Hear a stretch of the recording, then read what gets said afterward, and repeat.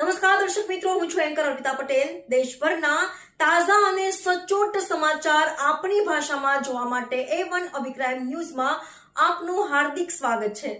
હવે જોઈએ મુખ્ય સમાચાર. આપણી સાથે આજ રવિભાઈ હિરાણી ધારી તાલુકા કોંગ્રેસના પ્રમુખ છે, આપણી સાથે જોડાયેલા છે. આ જે રેલવે ટ્રેન બંધ થઈ છે તે બાબતે રવિભાઈ આપણી સાથે જોડાયેલા છે.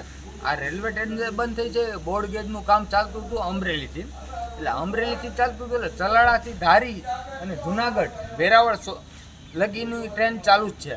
પણ એ ટ્રેન બંધ કરવામાં આવી છે. કયા કારણોસર બંધ કરવામાં આવી છે એ ખબર નથી. પણ અત્યારે શ્રાવણ માસ ચાલે છે, અત્યારે લોકોને સોમનાથ જવા માટે પણ જવું હોય તો આ ટ્રેન બંધ થઈ જાય, લોકો પણ હેરાન થઈ જાય. ધારી તાલુકાના 182 ગામડા છે, 82 ગામડાના લોકો પણ હેરાન થાય છે અને આ ટ્રેન બંધ કરવામાં આવી છે, તેથી લોકોને તકલીફ પણ પડે છે. એટલે આપણી સાથે રવિભાઈ હિરાણી છે. આપણે રવિભાઈ હિરાણીને સાંભળી શું કહેવા માંગે છે.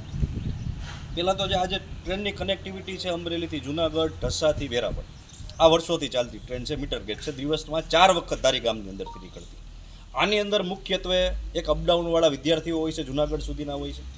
પછી એક દર્શનાર્થી હોય છે જે સત્તાધારને અવારનવાર જતા હોય છે અને શ્રાવણનો પવિત્ર માસ છે સોમનાથ જતા હોય છે કે નોમિનલ. બીજી કોઈ પણ કનેક્ટિવિટી ડાયરેક્ટ ધારીથી સોમનાથ સુધીની બસ કે કોઈ બીજી સુવિધાઓ છે નહીં. અને સામાન્ય વર્ગ છે ને પરવડે એવું આ શ્રાવણ મહિનાનો પવિત્ર માસ છે. એટલે આપણે અગાઉ જ્યારે બંધ થઈ હતી ત્યારે આપણે પૂછ્યું હતું આ કેટલા દિવસમાં ચાલુ કરશો, કે બ્રોડગેજ બનવાની છે એટલે 2 મહિનાની અંદર ચાલુ થઈ જશે. પણ વાસ્તવિકતા લોકોને ગુમરાહ કરવામાં એવા છે, બ્રોડગેજ બનવાની છે પણ ક્યાં, એ અમરેલી સુધી. આ જે રૂટ છે એ મીટર ગેજ જ રહેવાનો છે. ઇકો સેન્સિટિવ ઝોન લાગુ પડતો હોવાથી ક્યારેય આમાં બ્રોડગેજ થવાનું નથી. તો અહીંયા આ જે ચલાળાથી ખુલ્લો છે આખો પટ, તો એ ટ્રેન બંધ કરવાની કોઈ જરૂર હતી નહીં. પણ તંત્રને પૂછવાવાળું કોઈ નથી. અવારનવાર આ લોકો એમ કહે છે કે અમે સંસદ સભ્યને રજૂઆત કરી, આ તે કરી. એ ફક્ત એકવાર લોલીપોપ પકડાવી દે તમને કે 2 મહિનામાં થઈ જશે. એ મહિનાઓના મહિના વયા જાય છે, થતું નથી. સામાન્ય માણસના તકલીફ ભોગવવાની થાય. જેના કારણે રવિભાઈ એક વાત સાંભળો કે બોર્ડ ગેજ થવાનું નથી, બરાબર છે, મીટર ગેજ ચાલે છે. ધારીથી સોમનાથ સોમનાથ શું વેરવાળ ટ્રેન ચાલતી હતી, તેથી સોમનાથ જઈ શકતા હતા. પણ અત્યારે ધારીથી સોમનાથ બસ એક ચાલે છે, ધારીથી એક પણ બસ ધારી સોમનાથ નથી. લોકોને શું કરવાનું? લોકો જો જે પૈસાવાળા માણસો હોય ને પ્રાઇવેટ ગાડી લઈને જવાનું, વચ્ચે જંગલ આવે છે, ખરાબ રસ્તા આવે, પ્રાઇવેટ ગાડીને પૈસાવાળા માણસો જઈએ કે સામાન્ય માણસ પોતાના ખર્ચે સોમનાથ સુધી જઈ શકે એમ નથી, કેમ કે કનેક્ટિવિટી જ નથી. તમારે જવું હોય ત્યાંથી વિસાવદર જવાનું, બસ તો ચાલતી નથી, તો ટ્રેને બંધ કરી દીધી. ટ્રેન બંધ કરી દીધી કહેવાનું ઈચ્છે, ટ્રેન બંધ કરી દીધી એવું હોત કે જે બ્રોડગેજ બનાવી નાખવાના છે બંધ કરી દઈએ તો આપણે માનીએ કે 6 મહિના હેરાન થઈ જશું, બ્રોડગેજ બનાવો. આ તો બ્રોડગેજ બનાવવાની નથી અને એમને બંધ કરી દીધી. કોઈ કારણ નથી બંધ કરવાનું. તો આ ધારી તાલુકાના 182 ગામડા છે, એ લોકો હેરાન થાય છે, એનું શું કરવાનું? લોકો હેરાન થાય છે અને આ લોકો છે એ જાગૃત થવાના છે. લોકો જાગૃત થવાના છે. બધા પાર્ટીના લોકો વારે વાત થઈ છે, અમે એને સમર્થન આપીએ છીએ. ટ્રેન ચાલુ કરાવો, પણ કંઈક ને કંઈક રાજકીય મુદ્દો બની જાય છે. ટૂંકમાં સત્તાધારીના અહીંયા જે હોદ્દેદારો છે ને ઉપલા લેવલે 1% ચાલતું નથી અને તંત્રને કંઈ પડી નથી. આની પહેલા પરેશભાઈ પટણીએ એવું કીધું હતું કે મેં સંસદ સભ્યને રજૂઆત કરી છે અને ટ્રેન ચાલુ કરવા માટે, અને નહીં કરે તો અમે આંદોલન ઉપર ભજન ગ્રુપના પરેશભાઈ પટણીએ આવું કીધું હતું. એ બાબતે આપ શું કહેશું? 2 મહિના પહેલા એને કીધું હતું, આપણે એને સમર્થન નહીં, કાલે જ એક અમારે કોન્ફરન્સ થયું હતું, એમાં એને વાત કરી હતી. જો પરેશભાઈ પટણી નહીં, કોઈ પણ ધારી ગામનો સામાન્ય નાગરિક એમ કે આપણે કરવું છે, ભેગા થવું છે, આંદોલન કરવું છે, આપણે બધાને પક્ષથી ઉપર રહીને ટેકો દેવાનો છે. પણ તમે મૂર્ખું કામ બનો છો કે જે લાઈન બંધ, જેને કઈ જરૂર નથી, કામ ચાલુ નથી, તમે મૂર્ખ બનો છો. તમને ઉપરથી સંસદ સભ્ય, ધારાસભ્યો કે રેલવેના અધિકારીઓ સમજાવી દઈને તમે સમજી લ્યો છો. આડી કામ ચાલુ હોય તો આપણે ત્યાં ઉભા રહી કાલો કામ ચાલુ છે. જે ટૂંકમાં તંત્રને નાના સેન્ટરમાં નાના માણસોને, ગરીબ માણસોને, મધ્યમ વર્ગના માણસોમાં 5 બારનો રસ નથી ને એનું આ પરિણામ છે.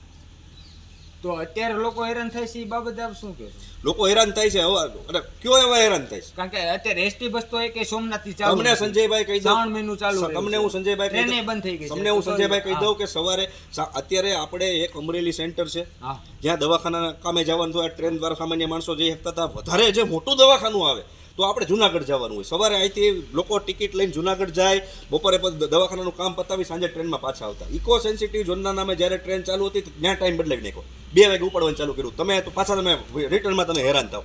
એ ત્યારે કોઈ બોલ્યું નહીં. હવે આખી ટ્રેન બંધ કરી દીધી. તો કોઈ ભાજપ વાળો કોઈ બોલતો નથી, ખાલી વાતું કરે, રજૂઆત કરી, આ તે કરી. બાકી તો હું તો એમ કહું છું કે તમે ભાજપ વાળા બધા ભેગા થઈ, ભાજપના બધા આગેવાનો નહીં, ટૂંકમાં ભાજપના આગેવાનો ભેગા થઈને બેફોન સંસદ સભ્યની સામે એટલે કે ભાઈ વાતું કરો, માં રેલવે મંત્રીની વાત છે તો આમાં કઈ નડતું નથી, અને ન થતું હોય તો મને કહો, અમને ખબર છે આ ચાલુ થઈ જાય, આમાં કઈ છે જ નહીં.